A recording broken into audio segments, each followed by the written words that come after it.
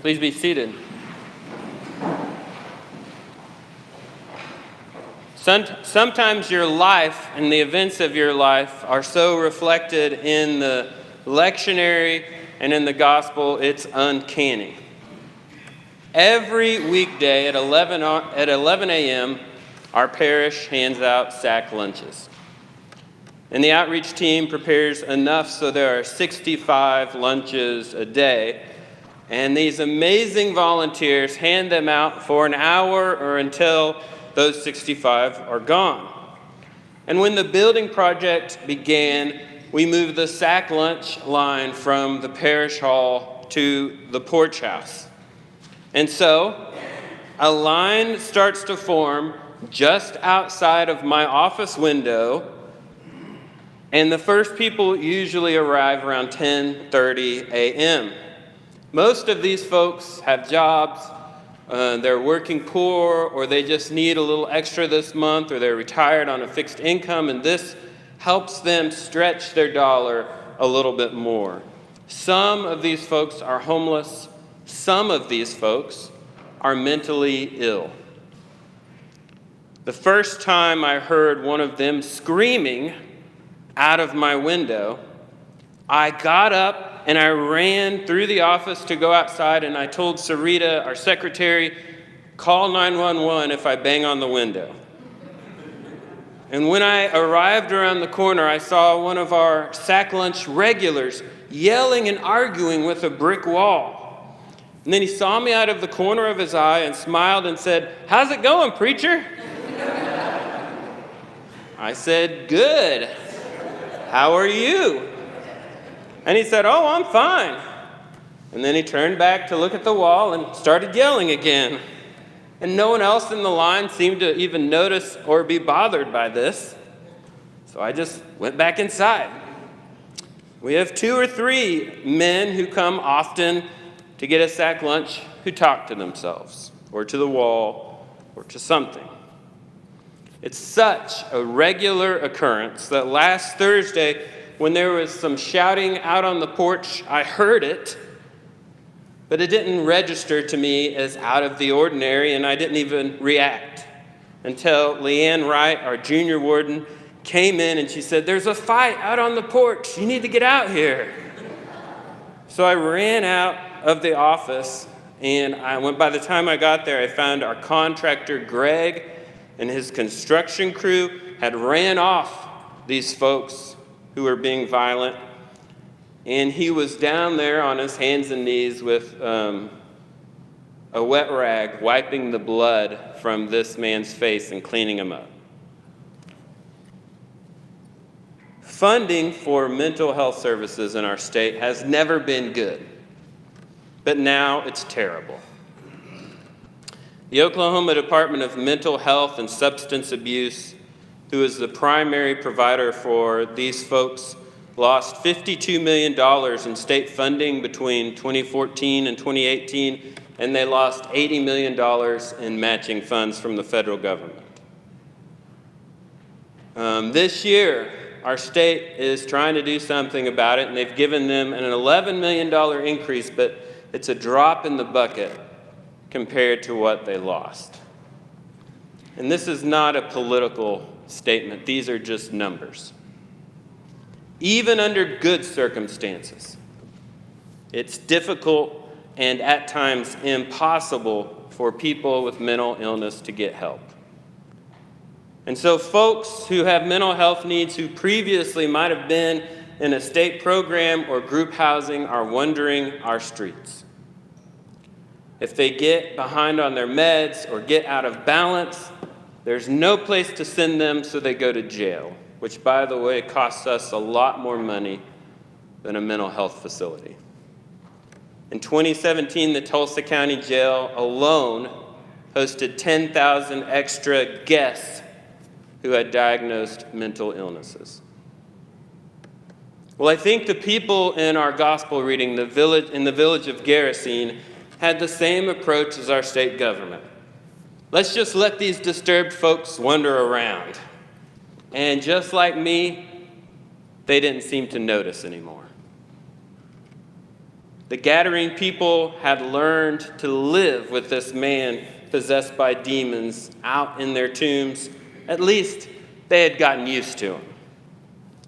The story of this man is told in 3 out of the 4 Gospels, and they provide all these details that we don't hear in today's Gospel.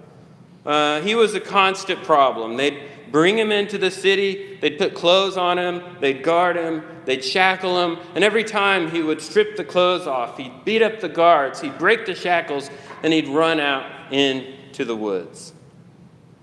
And after many attempts, the Gospels tell us this is where they left him. They knew where he was. He's easy to avoid. One would think then that you would welcome Jesus into your community. Someone who could fix this problem. Jesus fixed a problem they had forgotten about.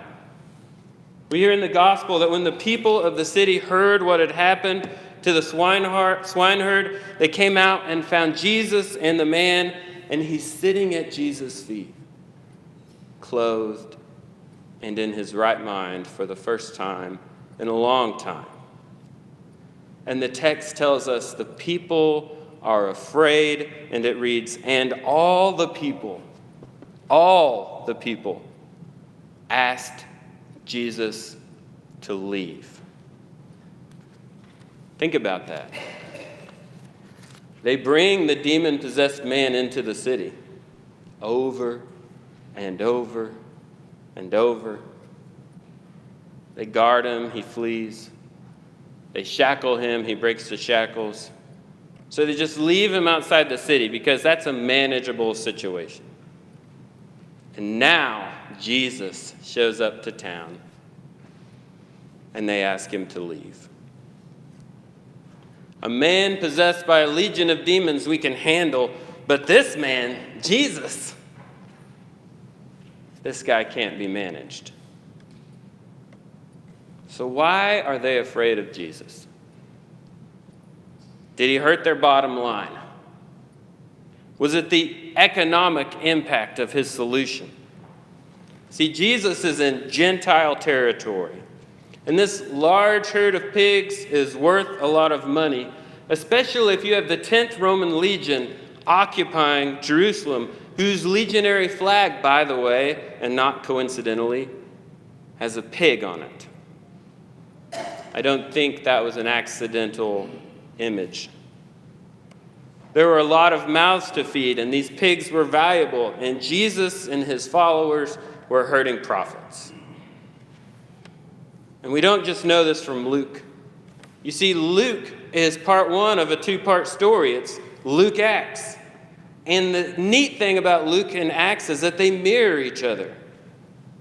In Luke, they begin out in the outermost reaches of the earth with the Magi from a distant land, with the Jesus fleeing into Egypt, and then they come in from the ends of the earth to Samaria, to Judea, and into Jerusalem. And then you get Acts, and it starts in Jerusalem, it goes to Judea, then to Samaria, then to the ends of the earth. They're mirror images of each other. And in this same place, in Acts, we have Paul going into Philippi in Acts 16, and he meets a girl who's possessed by a demon, and her owners are making money off of her because she's offering prophecies, predicting the future. And they cast the demon out, and the people respond the same way. They ask Paul to leave the city. Maybe they asked him to leave the city because they were just afraid. Maybe it had nothing to do with money. It's human nature to be more comfortable with the familiar, even when it's bad. The demons are more comfortable with Jesus than the people of the village. When the demons see Jesus, they run to him, and they kneel down, and they plead with him. And when the people are confronted with Jesus, they ask him to leave. It's kind of like the mess we see in our house every day and we don't notice it anymore because it's been there for so long. Our hearts work the same way. Unfortunately, our communities work the same way. Some evil, some problems are easy to live with. Especially evil that's self-justifying, that keeps the focus off of us. And if we can partly control and manage the darkness, then we're comfortable with it. And I have no room to talk.